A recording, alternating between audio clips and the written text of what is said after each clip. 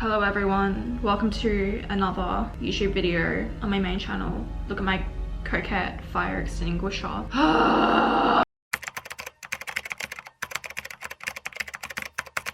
Say you want to manifest like your partner back, okay?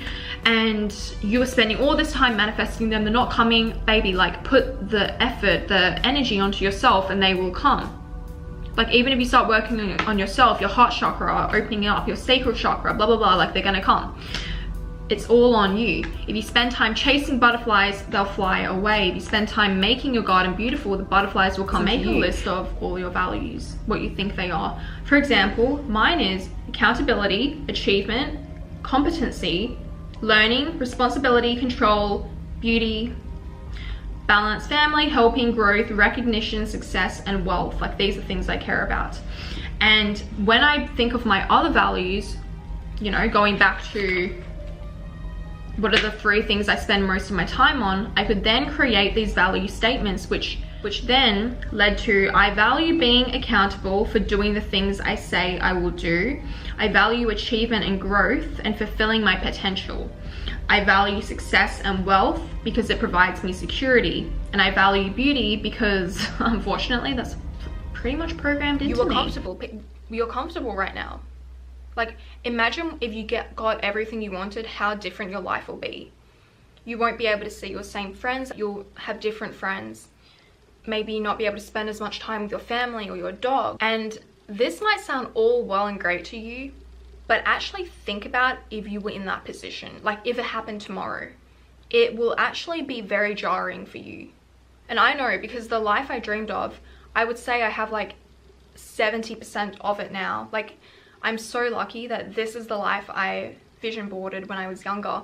But I'm telling you, if 20-year-old me got everything 24-year-old Simone had all in one go, I would actually be like, what the fuck? You also need to accept that you are worthy of everything you want, okay? You may have this subconscious belief, oh, I'll never become rich because no one in my family is rich, or I'm just a random girl from a Midwestern town in America and it's not gonna happen for me.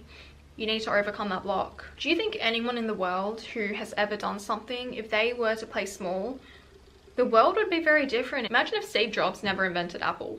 We wouldn't have the iPhone, the first touchscreen phone. Everyone was like, touchscreen phone, like that's ridiculous. Let's go laugh at him, he can't do it, and he did it. If you're getting from this video that it's actually our subconscious which is keeping us small. It is not you. Consciously, you probably want to achieve great things. I mean, who doesn't? And you want to like go and do all these things, but your subconscious is worried and it's protecting you and it's stopping you from doing that. I know there's a girl who talks about fame and like the fear of being seen, and she essentially says, even though you want to be famous, your subconscious prevents you from being famous because it won't let you show up how you want to. For example, you want to be a viral YouTuber. How can you do that? Create very outlandish content that probably will get a lot of haters as well, because whatever is really loved, on the opposite side, is very hated. But your subconscious is very scared of criticism and the fact that so many people from your hometown maybe are going to see that video, so it doesn't allow you to even make that content or even conjure up those ideas. Your mind can't even think of an idea like that which will allow you to be seen by that many people. That's why exposure therapy is important. But the first step is actually to identify those fears, and to do that you can really think about what are some situations which scare you, and then what are some things you really want to do, and why are you not able to do that right now. And then you need to go through the process of exposing yourself to it and also doing these small little actions in order to train yourself that it's okay to be out there. It's okay to go and do these things, and it's okay to make people upset. Some people are inevitably going to be upset by your choices. Time is constantly passing. Life is short. And I hate saying that. I even hate thinking about that, because I think it just makes us worry a lot, like, oh my god, we can die any moment. But it's true, we can die any moment. And if you were to die tomorrow, at least you're dying your authentic self. You have died trying. You did not die wearing a mask or playing small and not living up to your fullest potential. Have you ever met someone and you were just like, I don't know why, but I don't like them? That's your gut feeling. That is their energy. Their energy doesn't resonate with your energy. Now, a lot about energy and magnetism we've talked about it. It's when you're focused on yourself. If you are always pushing energy out into the world, you are giving too much away. We actually need to ground our energy first of all. How do we do that? Number one, you need to be mentally healthy. If you're mentally unstable, it is very different because your energy is probably very low. Stress is you are probably a lot luckier than you think you are. So take a minute to actually look at all the blessings in your life. Guys, if you already have shelter, food on the table, like a job, education, a family, you are luckier than so many people in the world already. And simply by shifting your mindset, you're going to bring so many more blessings into your life. So have gratitude for what you already have, okay? And don't forget that you create your own luck. In Richard Wiseman's study, actually, he found that by the end of this luck experiment, people had increased their luck by over 80%. And the ways in which this was achieved was number one, through making your own luck and maximizing your opportunities. But in order to actually maximize opportunity, you first need to notice when there is an opportunity around. I think a lot of us were wired to see red flags or obstacles versus opportunities. It's like if something goes wrong, a lucky person actually will see how that thing going wrong is aiding them and is beneficial to them in the long run, while someone who's unlucky will see that as something that's completely derailing their life. And yes, mindset is a huge component.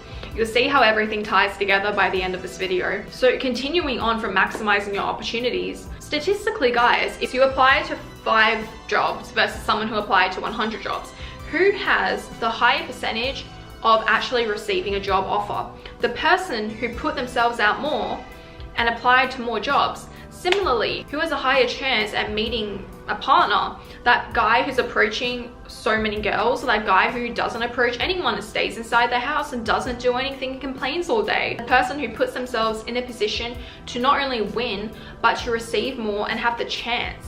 I mean, this is simply statistics. The more you do, the higher chance you have. Ladies, something you should do also is go out and build your network. Yeah, smile at people more, like engage with people. Just like that, you're maximizing your chance at having more opportunities. Let me read with my nose. So who is actually more lucky? Extroverts. They smile more, as we talked about. They go out more. Guys, if you're in your bedroom every day, what the fuck is gonna happen? You know, when I first moved to Dubai, for the first few months I was here, I really never left my apartment and I didn't meet many people and I was so depressed. And then when I overcame my depression, I started going out. Not only did I meet incredible people who brought me not only opportunities, but great friendship and joy, but more and more things just started to come together in my life simply through meeting these people and going out and putting myself out there. Who is more lucky? True, people who are less neurotic. People who are less neurotic, tense, anxious people are less likely to notice and take advantage of opportunities because you're too wired to protecting yourself and to seeing red flags and to seeing obstacles. I think people who also fail a lot, they're just worried of hurting their ego even more. But what do I always say in videos? The more you fail, the higher chance you have of succeeding, especially if you are learning from your mistakes. If you're constantly resisting new things and change and meeting new people, really, like, what can you expect to happen? Simply by being more extroverted and putting yourself out there, trying to be less neurotic and being open to new experiences, you just increase your luck by 80%, actually, as Richard Wiseman's study showed.